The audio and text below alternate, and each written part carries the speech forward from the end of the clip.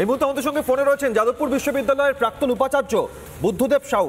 দেখুন, এটা তো ডেফিনেটলি একটা আছেই যে সিকিউরিটির অভাব এবং অবশ্যই সেটা কর্তৃপক্ষের গাফিলতি।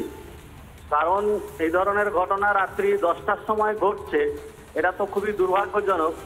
মানে রাত্রি 10টার সময় কি ঘটতে পারে, যেখানে ছাত্র যদি সে মানে নার্কোটিক ব্যবহার করেও যদি জলে পড়ে যায় আমি ধরে নিই, তাহলে রাত্রি 10টা ইউনিভার্সিটির ভেতরে নার্কোটিক্সের বাজার চলছে। সুতরাং এটা কি কর্তৃপক্ষ জানে না? আমার মনে হয় জানে, অথচ চুপ করে বসে আছে। বুদ্ধদেব বাবু, যাদবপুর বিশ্ববিদ্যালয় ছাত্রদের নানা ইস্যুতে নানা ক্ষেত্রে নানাভাবে আন্দোলন, জোরালো সওয়াল, তারা সোচ্চার হয়েছে।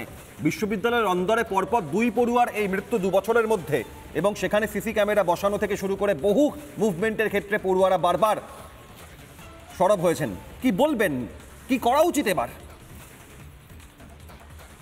উচিত, দেখুন, যাদবপুর ইউনিভার্সিটির অ্যাডমিনিস্ট্রেশন যে কতদিন থেকে ফেলিওর সেটা তো দেখতেই পাচ্ছে। রাজ্য সরকার আছে, তারপরে রাজভবন দুটো আছে, যাদের মধ্য দিয়ে ইউনিভার্সিটির একটা কন্ট্রোলিং হয়। যদি চোখে সরষের ফুল দেখে আর মানে ঘুমিয়ে বসিয়ে থাকে, তাহলে তো ইউনিভার্সিটির এরকমই হয়।